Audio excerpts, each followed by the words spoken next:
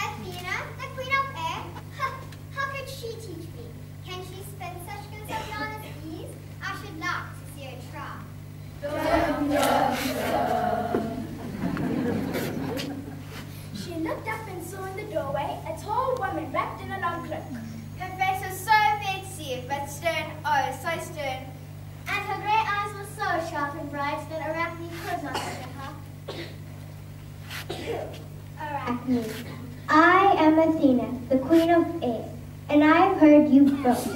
Do you still mean to say that I have not taught you how to spin and weave? No one taught me, and that no one taught I. And do you still mean to say that you can spin and weave as well as I? Yes, I can weave as well as you. Then let me tell you what we will do. In 3 days from now, we will both weave. We will ask all the world to come and see us. And great Jupiter sits in the clouds shall be the judge. And if your work is best, then I shall weave no longer. But if my work is best, then you shall never touch a loom or a spindle ever again. Do you agree to this? I agree. It is well then. When the time came for the weaving contest, all the world was there to see it.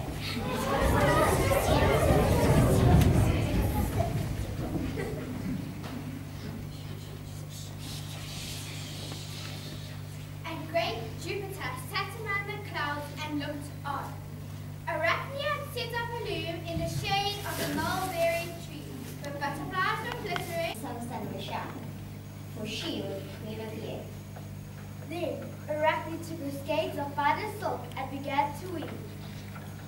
And she wove a web of marvelous beauty, so thin and light that it floats in the air, and yet so strong it could hold a lion in its meshes. And the threads of woven woof were as many colors, so beautifully arranged and mingled with one another that all who saw were filled with delight.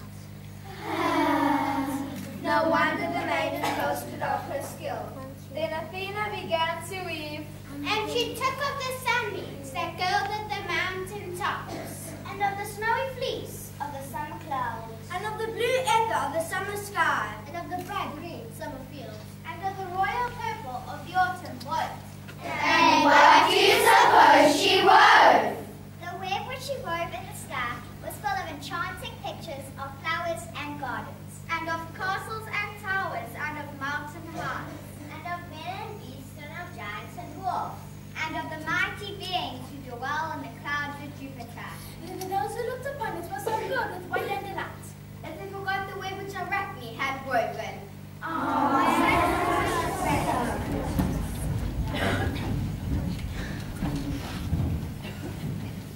And Arachne herself was ashamed and afraid when she saw it, and she hid her face in her hands and went, "How can I live that I must never weave again? How can I live?" When Athena saw the poor maiden who had never had any joy unless she were allowed to spin and weave, she took pity on herself and said, I would free you from your bargain if I could, but that is something which no one can do. You must hold your agreement never to touch a loom or a spindle ever again, and since you'll never be happy unless you can spin and weave, I would give you a new form, so that you can continue your work with neither loom or spindle. Then she touched Arachne with the tip of her spear which she carried. And at once the maiden was changed into a nimble spider. Arachne ran into a shady spot in the grass and began to spin and weave a beautiful web. I have heard it said that all the spiders which have been in the world since then are the children of Arachne.